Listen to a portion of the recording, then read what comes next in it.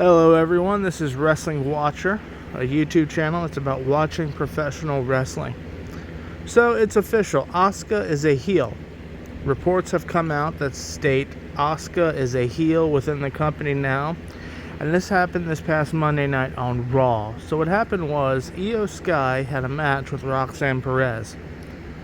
And before the match, Iyo Sky met with the Kabuki Warriors, Asuka and Kairi Sane. The three of them were previously Damage Control.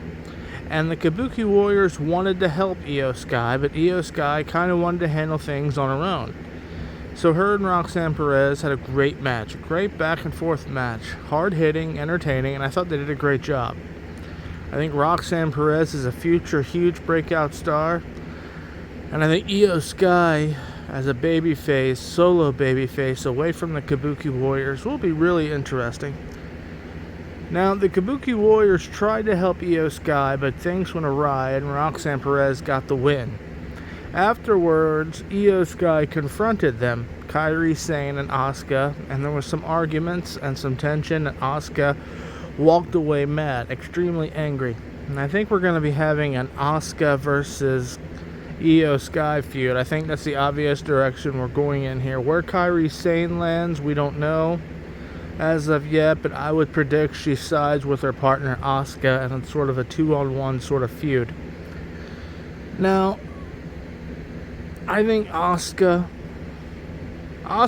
in the past has been booked to be really dominant, and I think a dominant heel, a really angry, dominant heel, is a great place for her to be, being Asuka.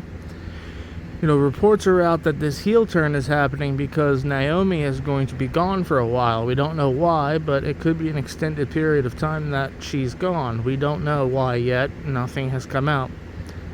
Now, it's kind of interesting because we're also getting the Bayley heel turn, and I just did a video on that. So it's interesting to turn Asuka and Bayley both heel, but I think there's plenty of wrestlers on the roster that you could work them with. I don't think turning them both heel at the same time is a problem. You've got Rhea Ripley there, you've got Iyo Sky there. That's two quality opponents for each of them right off the bat, not to mention Elia Valkyrie. So I don't think necessarily having two heels like that turn is necessarily a bad thing. The only thing is with this is that it's on the same night. But I think even that won't even be an issue. It'll be a non-issue. But it is worth noting because past booking would kind of dictate that that's sort of a questionable thing. Having two wrestlers of Bayley and Asuka's quality heel turning on the same night. But, you know, Iyo Sky and Asuka, you could really do a long build with that.